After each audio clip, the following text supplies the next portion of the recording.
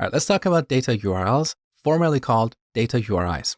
Data URLs is another optimization technique for reducing the number of HTTP requests. With this technique, we can embed an image directly into an HTML document or a style sheet. So for this demo, we're going to go to cssportal.com/image-to-data. Now in the future, when you're watching this lesson, if this website is not available, just go to Google and search for data URI or data URL generator. Now on this page, we can drop an image. So I'm going to drop this image as an example.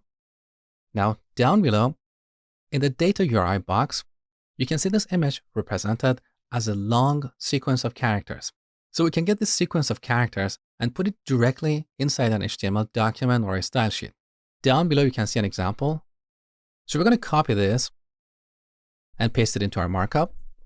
Here's what we get. We have an image element with two attributes. Alt is set to the name of the file.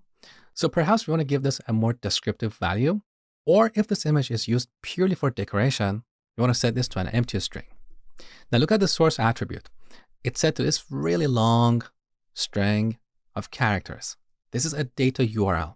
So all the URLs we have talked about so far started with HTTP or HTTPS. That is the protocol in a URL. Now data is another protocol which is used for representing a binary file in a sequence of characters. Right after data, we have colon. Then we have image/PNG. This specifies the type of data we're representing here. And after that, we have the actual data. So if we save the changes and go back to the browser, we see this UFO. Now let's open up Chrome DevTools. Here on the Network tab, let's refresh the page. We get a data URL. And this data URL is coming straight from the memory. So our browser did not send a separate HTTP request to download this image because this image is embedded inside our HTML document. Now look at the time. The time to get this was 0 milliseconds. So with data URLs, we can reduce the number of HTTP requests. And with this, we can potentially achieve faster load time. But there are a number of problems with this approach. The first problem is that the size of embedded code is always larger than the size of the original resource. So back to this page, look at the old size and compare it with the new size. The old size represents the size of our PNG file, and the new size represents the size of our data URL. So in this case, our data URL is about 4 kilobytes larger. So we don't want to embed so many images using data URLs because we'll end up increasing the size of our HTML document or style sheet. The second problem is increased complexity in markup and workflow.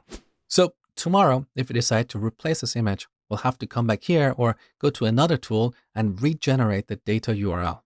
This is not convenient. It's much easier to replace an image in the file system. And the third problem is that on mobile devices, data URLs are significantly slower to display than external images. Personally, I'm not a fan of data URLs because I think the benefits don't outweigh the drawbacks. That's why I've never used them in the past. But I know there are a lot of websites that use them, so that's why I covered them in this course. So in case you see them, you know what they are and how they work.